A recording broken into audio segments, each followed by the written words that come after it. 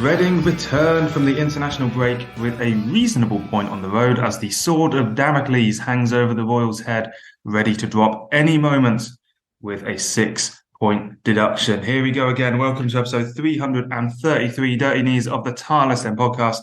I'm your host, Marc Mayo. Joining me to discuss the 1-1 draw with Bristol City and plenty more besides in the world of Reading FC this week is the Tilehurst End's very own view from the Dolan, Ben Thomas. How's it going, mate? I'm all right. Yeah, I've enjoyed the last 2 weeks, I have to say. Not having to worry or think about Reading Football Club too much. So, but you know, that said, I'm ready for the kind of final countdown of whatever this block of games is. So, yeah, bring it on. Yeah, ready to get it done. To see where how the dice roll lands. Yeah, we'll be getting into the Bristol City game in just a moment. Got some mailbag as well. Newsbites, 6-point deductions are continuing to be on the wait and see vibe, I guess, rather than the officially confirmed vibe. And then we're playing on Friday against Birmingham. Big old game that, so tune in later on for big match preview. So before we get into that, a plug. If you didn't notice over the international break, I had a little chat with Brian McDermott of Gem Karachan of 2012 title-winning fame and much more besides. Two-parter, first part focused on their kind of career with the club, and second part, their careers since the club and their off-pitch stuff. Gem haven't recently retired. Brian obviously spoke about his alcohol issues that have been well publicised since, kind of the last year, really. So really enjoyable chat, really good to get the guys down to that. Big thank you to them, and big thank you to everyone who's listened. If you haven't, this is the plug to get you to go and do that. It's on the Tilehurst End website and wherever you get this podcast. And also thank you to our sponsors, ZC Films, and our Patreon subscribers. Let's do some recap. Come rain or shine, it's time to relive the latest match action with the recap. This podcast is sponsored by ZCZ Films, Reading's oldest ultras. So, Ben, we've picked up our first point on the road in 2023. So that's worth a point, which is not something that we get too often on the road at the moment. Unfortunately, we are still officially the worst team in the league when we go away from home, having won 3. That's only our third draw in 20 games on the road. So I guess you got to take the rough with the smooth is the polite way of saying it. Let's do a bit of analysis of the game then. I think Reading had a good spell in the first half, but otherwise Bristol City pretty much on top at the start and at the end of the first half. The goal was fairly unlucky, but I mean, when you're defending as much as Reading are in these games, when a ball drops to a striker, you can't always complain about it too much because it's not exactly the only time it happens in the game. And then Bristol City weren't quite good enough to get the second. Maybe didn't try as much as they needed to, and Reading get set piece. Good Aziz delivery, good Carroll header, and actually came about 5 minutes after Andy Carroll completely 50p'd a header in exactly the same position, well off target. So it's a point, and I think, taking everything into account, it's a good point. Yeah, I mean, coming from behind to get something out of the game was obviously positive from a resilient point of view. I just feel that at the moment with the nervousness and kind of anxiety creeping in around the -6, it's that completely overshadows anything really. You take that out of the equation and obviously the club looks very different and our position looks very different, but it is a positive point, and the fact that Bristol City have been pretty good at home, we've been absolutely dreadful, for want of a better word, away from home. So yeah, a draw would seem on paper to be a fantastic result. I think the problem comes is kind of the expectations now in terms of how we have been playing and how, as I said, that kind of anxiety is creeping in probably, to the fans more than anyone really. The players don't seem massively affected by it at this stage. But I think on the balance of play, the goal to concede, I didn't think was good at all. I thought it was very, very poor defending. They kind of got through far too easily. Obviously, it was a good finish, but there's far too many players exposed. Sarr didn't cover himself in glory. Tom Holmes was left with far too much to do, and it becomes difficult at that point, especially given the timing, which was right before half time. And then we got ourselves back in the game through would you believe it, a kind of a well-worked goal with Carroll and Zhao involved. So it was, vindication that maybe Zhao probably should have started. Obviously, he doesn't do that without the help of Andy Carroll, who a lot of people were saying shouldn't have begun the game, over Lucas Zhao. So it was all a bit weird, really, the whole thing. I guess based on previous away results, we go 1-0 down at that time, and you're thinking, well, the floodgates may well open at during the second half. But we have to be picking up wins now. We're not quite at the stage where a point is meaningless. But if and when that -6 does come in, it's going to get there pretty quickly if we don't start picking up points. And we're going to talk about it later on. But Friday is such a massive game for this club. It really is. So we'll see which players are kind of available for that, and whether or not we were able to kind of come through unscathed on Saturday, really. Yeah, well, let's talk about the Paul Ince performance then, because he's such a massive figure into these games at the moment. Is everyone analysing the manager? And I must say that I wasn't happy with the away fans at 60 minutes in, 1-0 down away from home, chanting Ince out. 3-0, 4-0 down, whatever, 5 minutes to go even. But 1-0 down away from home, it's too early. I wasn't happy with it. And to be fair, most of the away fans didn't get involved in it. But it's as Ince's performance goes. Reasonable 11, I'd say, starting 11, but it's basically every fit senior player. You could have gone with Lucas Zhao instead of Andy Carroll. I guess the goal kind of doesn't really answer that as to which one you should have gone with, because they both helped the goal. Lucas Zhao, however, I will have to say, in the last minute, we had a great chance for a breakaway. But Aziz didn't play a great ball to Zhao, but he does completely fluff to attempt to control it. So that wasn't particularly enjoyable. I don't think, there's not a perfect solution waiting on the bench for Reading in any, if anyone's fit, really. But the tactics are pretty standard, not hideous. Substitutions were a bit odd when he took off Guinness Walker and moved Yiadom to left back and Mbenge to right back.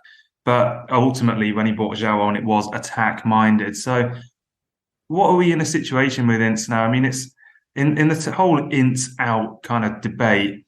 I said on the podcast a few weeks ago that it wasn't beyond the realms of possibility that you could go and get a kind of long-term replacement for someone like Ince, mid-season, basically. You kind of look at what QPR have done with Ainsworth. That's worked out terribly, but that's because of the people involved, not because of the theory, in my opinion. But we are now far too late to be starting a kind of long-term plan. It's all far too much backs against the wall and everything. And we're at a stage now where if we were to sack Ince almost, and unless you're going to get a really decent firefighter who's happy to come in for 8 games or 7 games even and go, in reality it'd be 6 or 5, because Ince isn't going to go this weekend or in between before the weekend. So we're stuck with Ince now, aren't we, really? I think that's just a fact. It's very, very difficult at the moment to kind of quantify that a little bit, because yeah, my opinion is I don't want him at the club anymore. I think he is counterproductive to what the club kind of set out to do or was trying to do. I don't like his comments. At any point, I thought that the stuff that he came out with after the game was just absolutely pathetic and petulant, to be honest with you. But you're right. In reality, are the club going to look at it now? Say we lose on Friday, worst case scenario. Are they then going to sack him on the Saturday? Probably not, because we're going to run out of games. And kind of you could argue that last year that it was the perfect time to remove Pauno, because it gave someone enough time to implement their ideas and kind of get some sort of system working with a very, very lacking in confidence squad, really. Right now, for me, they've missed the opportunity. If he was going to go, he would have gone at the start of the last international break 2 weeks ago. But they didn't do that for whatever reason. And yet again, it's a situation where the club have kind of, in my opinion, handicapped the supporters in terms of being backs against the wall, because we all want the players to succeed. I don't think there's many people really blaming the players at the moment for performances, but there are a number of people blaming for the kind of setup and the training methods and everything else that has gone on this season. And that ultimately is on, Paul Ince and his staff. I would say quickly though on the players. I mean, this isn't a very good team, though, is it? I mean, you look at players like Jeff Hendrick, and even go into players like McIntyre, who maybe we would give a bit more slack to, the younger players and stuff. No one's going to, if we go down, we're not exactly going to be blaming Amadou and Benge, are we? Because there were players that you expect more out of in the squad and everything, but fundamentally, like Zhao's had a bad season. A lot of people blame Ince for that. Hendrick's been rubbish. You look at a lot of other players. Meite's not had a good season, and the senior players haven't stepped up. A lot of players been injured too often. That happens. Is that an Ince thing? Because I think it's 100% an Ince thing, because you see the players and they're trying to do certain things, but they're not able to do that. So Zhao is a classic example of that. That's a really, really good example. Carroll again is another one where we all know what we're going to get. He is Andy Carroll, but if you don't play to his strengths, there's no point playing him. And that is an Ince thing.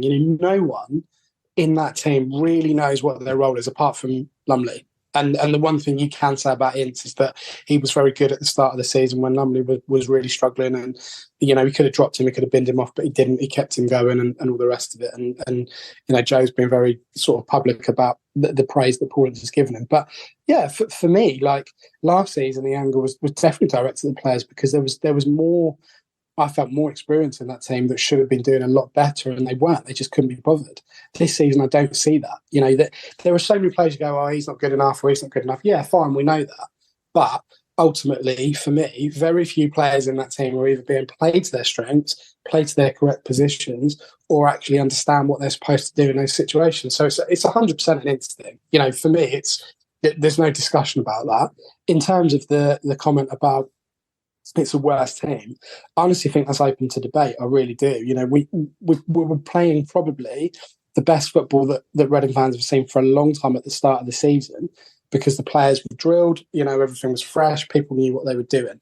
It's gone backwards massively. You'd struggle to find, aside from QPR, another team as bad in the league that have gone as backwards as quickly as we have. You look at form since the World Cup, it's been absolutely shocking. So there are a number of things really that you could look at and say, well, it's definitely not on the players. And I think, that was the point I was making in terms of the club making it difficult for fans, because obviously we have to stay in this league. Like it is absolutely imperative that we don't get relegated. Because it's going to be an absolute bloodbath, both on and off the pitch, if we do end up in League One next season. So we have to get behind the players, or certainly I'm going to try and do that. It's very, very nerve-wracking. It's very, very concerning at the moment in terms of our form. We've hit an incredibly bad run of performances at the worst time. There are other teams that you could say are starting to pick up wins. Huddersfield, classic example, shock result of the season. They were able to do it. We've got to start getting points on the board. And in order to do that, the players have got to know what they're supposed to be doing. And that does come from Ince for me. Yeah, I agree with half your point in this. I mean, I think that the quality of the players compared to other years, I mean, we've had worse squads. That squad under Clement that should have gone down, really, that managed to somehow squeak up with the lowest ever points total or whatever it was terrible. Bad manager as well, but that's besides the point. But I think that if you look at this squad of players and you kind of say they're 3 points off 14th with 7 games to go, then you probably say that's about par for that group of players. I don't think you say, oh, that has to be, in the top 10 or anything like that. And it's a difficult one with the Championship, because you've got a lot of teams with players that, even if you're real, we're all fans of the Championship, how many players in that Bristol City team can you name? That doesn't mean they're not good. It just means that we fundamentally aren't kind of impressed by the amount of names in a Championship team these days. And Reading, conversely, have quite a few names you've heard of, but not much to kind of go in for them. So it's a bit difficult to judge, because we fundamentally aren't that well educated on 23 other teams with 25 players in all their squads. So I think that this group of players is not a million miles behind the par, is kind of what I'm getting at. Since the turn of the year, I mean, you're absolutely right. The form has been dreadful. Ince has a lot to say about that. And I do agree with you that the players, I don't think, are being played to their strengths. Whether they know their role, maybe they do know the role, but whether they're able to do it because it's the wrong role, that's when you start getting into into kind of exactly what's going on. But Reading, since the turn of the year, 2 wins, 4 draws, 10 points, 14 games.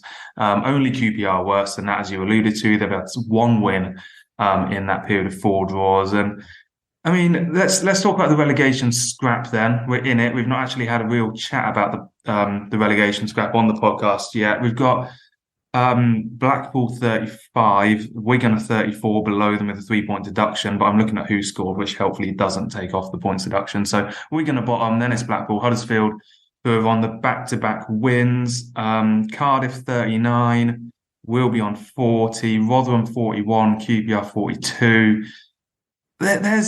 This is the saving grace for me, right? When it comes to the relegation battle, is that there are some crap old teams around us.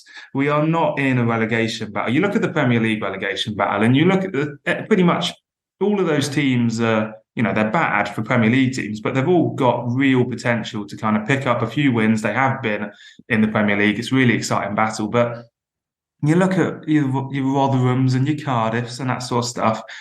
And that it doesn't strike me with fear that we only have to get, 1 more point than Cardiff, or, Cardiff and 2 more points than Blackpool over the next 7 games. That doesn't, touch wood, fingers crossed, etc. That is not a difficult feat for this Reading side to do.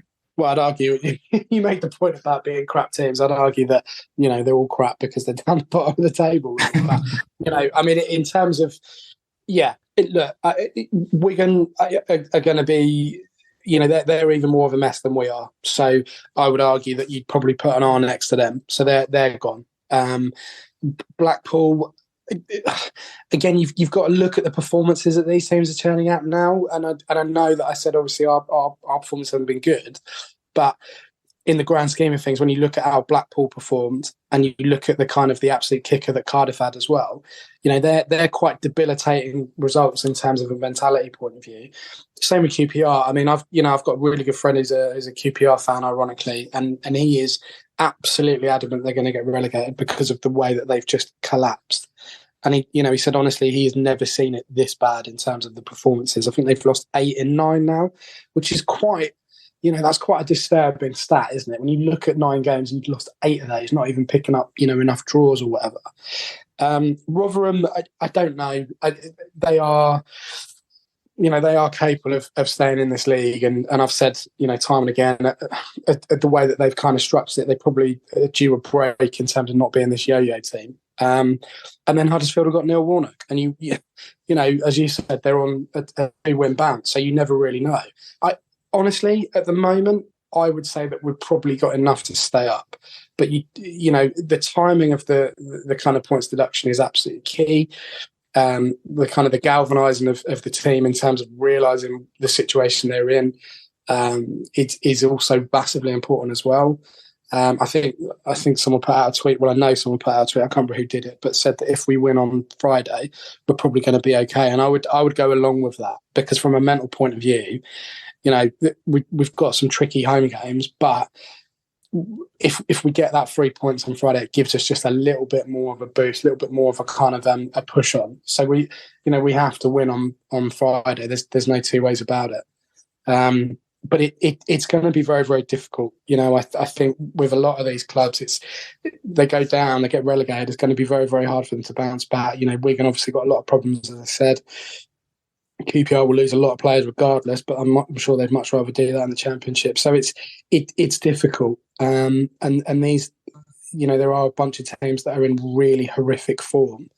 So it does work in our favour a little bit. I don't know. I just honestly, Mark, I just want this season to be over now. I think it's the earliest I've ever said that.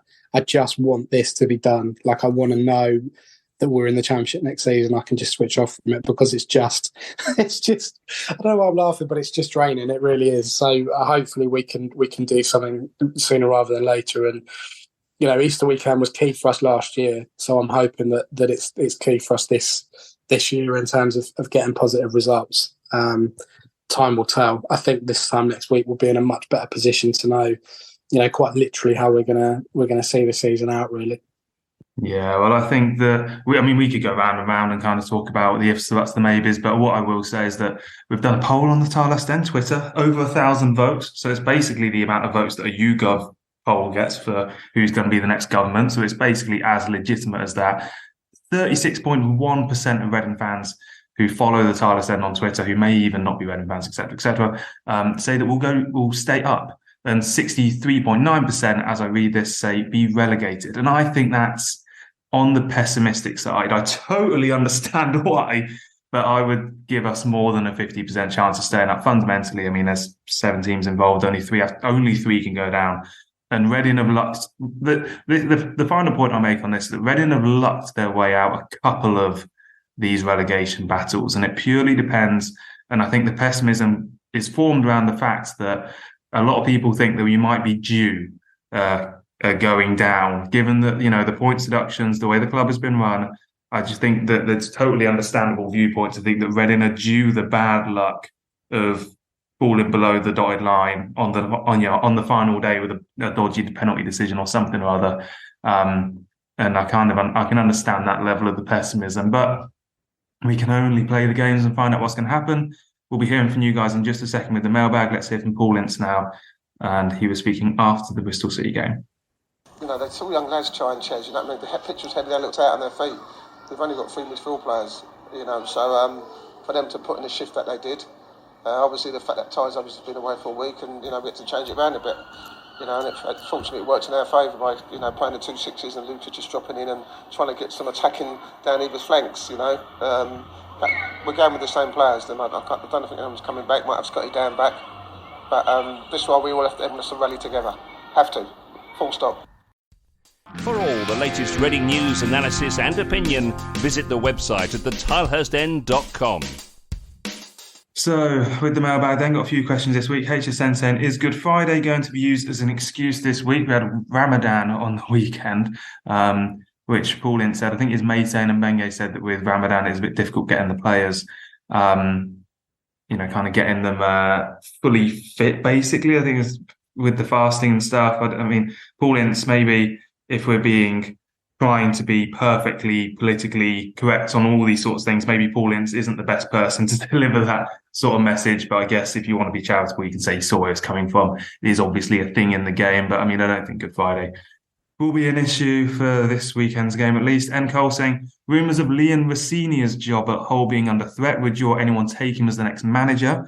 Rossinia is an interesting one, Ben, because I actually thought that as well when I saw that he's potentially being kicked out of Hull. I think it was this, actually I can't remember who it was, so I won't say the wrong publication, but I did think whether he would suit Reading. I didn't think that Liam Rossinia particularly enjoyed his time at Reading on loan. It was from Ipswich. He went on loan to Ipswich. He came from Fulham, swapped for Sol Ki-hyun, and then he ended up going on loan to Ipswich, and I didn't think it was particularly good. So other than that, I think he's done a good job at Hull. They draw a lot of games, but that's kind of in the ballpark of the manager in terms of their age and experience and such that I think Reading would, in my opinion, preferably be going for next year if we were to stay up and get rid of Vince. Yeah, look, he's done all right. Obviously Hull don't think that, otherwise these rumours wouldn't be surfaced. And, we know from previous with Hull that when these things tend to come out, they chop and change managers and that's that for whatever reason. I think he will probably feel quite hard done by if he is sacked for whatever reason by them. But yeah, he's not going to turn around and, if Ince was, as we obviously mentioned previously, but if for some reason Ince was sacked this weekend, Rossini, if he's out of a job, he's not going to go, yeah, do you know what, I'll do that now. It's going to be an internal job for us, really. So you're looking at realistically Noel Hunt. But yeah, look, Rossini is a kind of manager that you'd look at next season, whichever league we're in, and go, yeah, look, he'd be all right. You're right, though. There was quite a large amount of acrimony when he did leave here. He was kind of less than positive about the kind of the last few months that he was with us when he left. So I don't think that will play on his mind too much, really. But again, it's all just paper talk. It's all just kind of media chat. But yeah, look, I wouldn't say no to Liam Rossini. But that said, I wouldn't say no to anyone at the moment. So it's one of those. I think he'd be a good fit long term, but we're definitely not looking at long term at the moment. So we'll see. Yeah, let's deal with that in the summer when we know what league we're going to be in and whether the club are actually going to stick with Paul Ince, because in theory they still could, of course. But I was going to talk about this in Newsbites, but let's get it out of the way now. Paul Williams saying, can points still be deducted if no one gets told about it? Chris Ellis saying, the question on most people's lips, when is the points deduction coming? It's getting ridiculous now. Well, I think we had a report about 2 weeks ago saying it was imminent. Paul Ince said last week it was imminent. You'll be surprised to hear that there's another report tonight from Jonathan Lowe at Berkshire Live saying it is going to happen before Friday's game with Birmingham. Jonathan completely, fully admitting that we've all heard this and everything. He also does say, well, he hopes that the EFL statement will provide clarity on the reason for the points deduction. He's saying it's to do with the business plan. And obviously no kind of disparaging of Jonathan whatsoever, because I'm sure he knows that the chances of there being some actual full explanation for this with the show you're working sort of stuff that we might be hoping for, I just really think the chances of that are so slim that we'll actually understand it all come, whatever, 11 o'clock on night on Wednesday when it finally gets announced or whenever it is. I mean, this is just like, it's a bit torturous, isn't it, Ben? I mean, you can kind of tell, I guess, from the tone of our voices and everything when we talk about it, that Reading fans are just so bored of this stuff now, and it keeps coming. And whether it's historical or to do with the business plan, you can argue so much that obviously the club have it coming to them and all that sort of stuff. But as fans, it's just tedious as hell, isn't it? Yeah, it's embarrassing as well. We said this last year. We never thought in a million years would be the club that would have a points deduction, whether that was for 3, 6, 9, 12, whatever. That always happened to other people, other clubs. The embarrassment doesn't change. I think it's probably worse. But there is an element of frustration that this was broken so early in terms of a story. And obviously the EFL were forced to come out and, make no comment statements, same with the football club. And it just amplifies all of the emotions, all of the problems that we've faced as a fan base over the last few years. I don't like the word, but it can be stressful. And I think it's incredibly disappointing that this was, broken either by someone from the club or from the EFL, because they would have been the only parties involved that knew this was happening when it broke, a month or whatever it was ago. So, yeah, the sooner it's done, we know where we stand, we know what we've got to do, we can work out, as fans often do, how many points we're going to get from this game and that game. But it's not been good, and I hope, for our fans and for everyone involved with the club, that there will be some clarity from somewhere. So I kind of get it from the club's point of view that, not commenting on it because they don't know, or they don't want to share the reasons for the -6. EFL won't want to do that because they haven't officially confirmed it, but it doesn't help the people that need to know, and that's the fans, because, we've been through it, and it kind of needs to stop now. It'd just be good to get through a season without a points deduction. And I never ever thought I'd say that as a Reading fan a couple of years ago, but that's where we are as a club, unfortunately. Yeah, well, I suppose the only other question is, why is it taking so long? You think that, as you say, it came out like a month ago from the Telegraph and the Mail, and all these sort of people had the inside source. We don't know whether that's on the EFL or Reading side, probably both to some extent, given the amount of media reports on it. So it seemed pretty done and dusted then. There was talk of a negotiated penalty. Well, quite frankly, it's not changed, has it? It's always been 6 points, and it probably will be 6 points. So I don't believe that Reading seriously had the opportunity to talk it down to 4, or, they were up to 8 and they've knocked 2 points off by being good boys. Like, that's not how it works. So that because it's financials and it's accounting and business plans and all sorts of stuff, you do wonder whether this will mean that Reading are free of the business plan and the embargo for next year. That is obviously in jeopardy at the moment. So I guess that must be the only reason why, but it's just taken so long, hasn't it? And it's all I can say is keep tuned to the Tilehurst End social media and blog, and we'll let you know when it happens, and you can get on with your lives as normal. And hopefully it's not the reason that Reading will go down. Although I guess if it didn't happen, I don't think any of us would say that we would be going down. So let's wait and see. Let's get on with some news bites and talk about what's been going on elsewhere around the club this week. Keep up to date with all things Reading FC. Follow the Tilehurst End on Facebook and Twitter. Let's start with the under-21s because we've had the international break. We've not caught you up in a couple of weeks. So they lost to Marlow in the Berks and Bucks Cup semi-final on penalties a couple of weeks ago. And they were losing to QPR on the weekend in a match that got abandoned due to rain at Bearwood. So that's, I don't know if that's been rearranged, but that one got cancelled. I think we're 2-0 or 2-1 down. The under-18s, they're on 4 wins in a row at the moment. Beat Coventry 4-2 away. So they're now 3rd in their professional development league table. So they're good, going well. That's looking good for the under-18s for a successful finish this season. And the women's team, they had a late defeat at Leicester on Sunday. That was not a good result. Leicester, bottom of the table. Reading are now 2 points off the single team that gets dropped out of the league at the moment. So they're in 10th. They drew with 11th placed Brighton the week before that. So 2 massive 6-pointers in which Reading have only picked up 1 point, unfortunately. There's now an international break for the Women's Super League season when they play in Everton at home on April the 23rd. So, Ben, it's there's a few parallels that you can draw between the women's and the men's team. So not so much in the, how they run off the pitch, but certainly on the pitch, it's looking like some squeaky bum time in the next 4 or 5 games, I think, left. Yeah, I mean, it was a shocker, really, on Sunday. And mentally, is it a good thing they got 2 weeks off or a week off? I don't know. I'm not sure. But they have to, they have to stay in the league. And how many times have we said that in this podcast? But, for them and the way that the women's side of the club is set up, they have to stay in the league. So they've made it very, very difficult for themselves now. And it much like the men's, it come what may, it needs a massive shake-up in the summer. You'd anticipate that a lot of players will move on anyway, but whether or not they've got enough coming through in terms of the youth players to compete in any of the leagues, let alone the Premier League, I don't know. But it was, it was not good at all. And I feel like as good as Kelly has been, the amount of games, the amount of years she's been at the club, it's one of those where you can, hindsight's a great thing and say, well, should we have moved her on quicker or should she have left or whatever?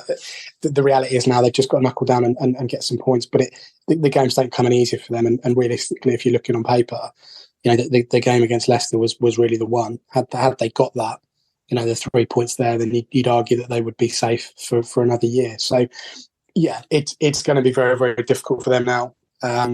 But, stranger things have happened. We'll see. They've got the resilience in them. We saw that against Brighton. Saw that against Liverpool earlier on in the season as well in terms of coming back from conceding and being kind of in a losing position in the games. But I don't know. Maybe this is a step too far for them. I hope not, because there's some good players there, but it just hasn't clicked this season at all.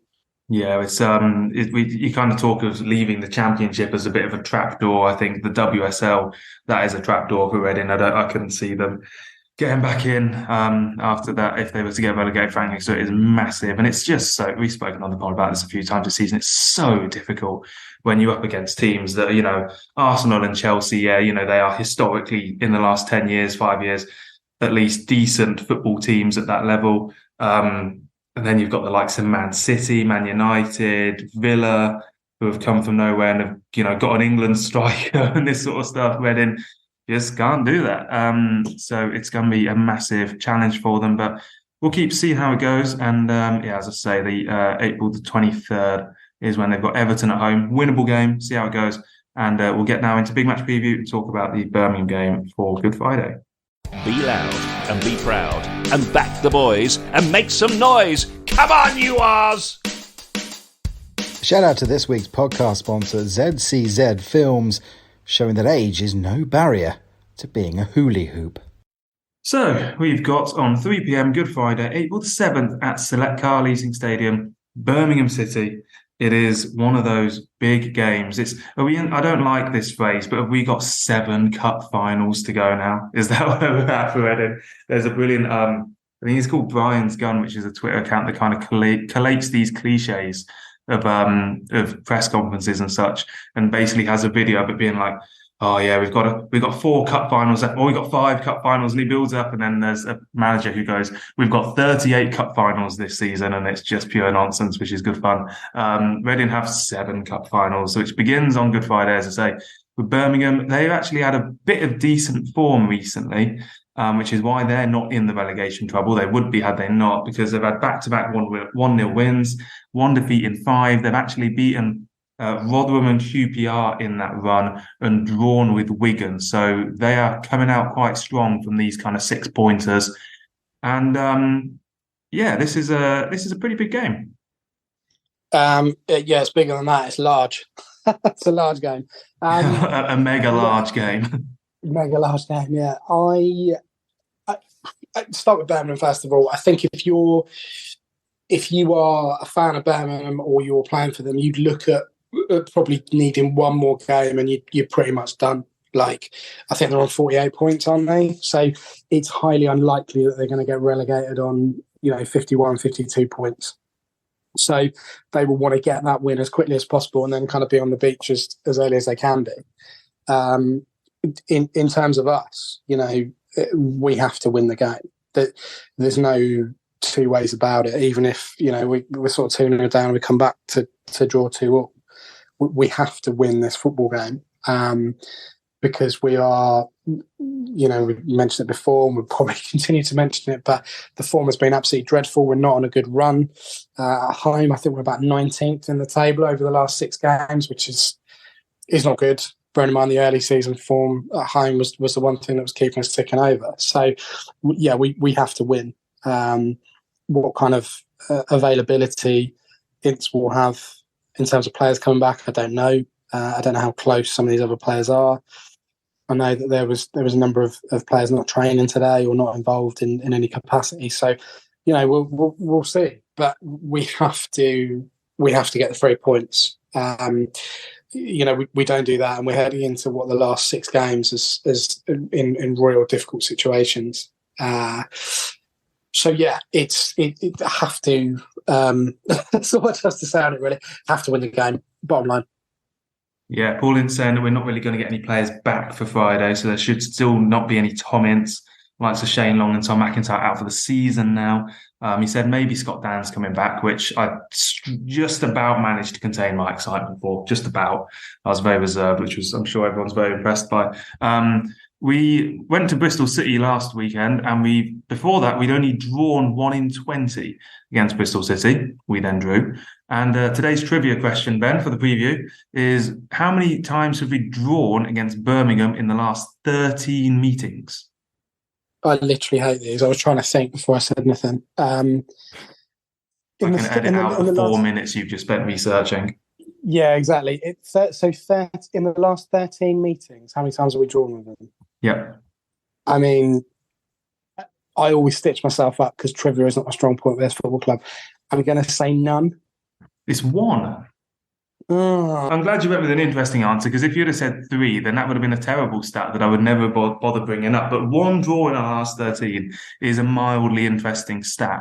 And 4 of the last 5 times we've met them, it's ended 2-1 to either side. I was trying to wrap my brains and think, well, when was the last time I remember seeing, because Birmingham was one of those games that in the good old days I used to go to regularly away, but I couldn't remember. I couldn't remember seeing or thinking that I'd seen a draw. So that's why I think we had a 0-0 draw a few years at home ago, which there's absolutely no reason you would remember that game. No, exactly. So yeah, quick word, because the podcast won't be here over the Easter weekend, but we are playing on the Monday at Preston away, which we'll have a casual look at now. Preston are one of those teams. We've actually had some decent-ish results against them over the years. Actually, as a home team as well, the 20th best home team in the league, yet they have won 3 and drawn 2 of their last 5. So they kind of picked up a little bit from at home now. Reading going away from home, you can preview these games in a sentence, can't you, really? Because you kind of know what's going to happen. It just depends if it's going to work. Is parking the bus and kind of hoping for the best against Preston going to work? Didn't they have that weird stat at the start of the season where they didn't concede a goal or something, or they didn't score a goal? It was all 0-0s or something. Yeah, something weird like that. And so they've had a really strange season. A really, really strange season. And again, they're another one of those clubs that have, to my knowledge, have got absolutely nothing to play for. And again, they're only no 4 disrespect. points off they're only, how many? I need to count 5 points off the playoffs. So they're not going to get playoffs. I can pretty much guarantee that. And that's no disrespect to any Preston fans that may or may not be listening to this, but they are the team that I've paid least attention to all season.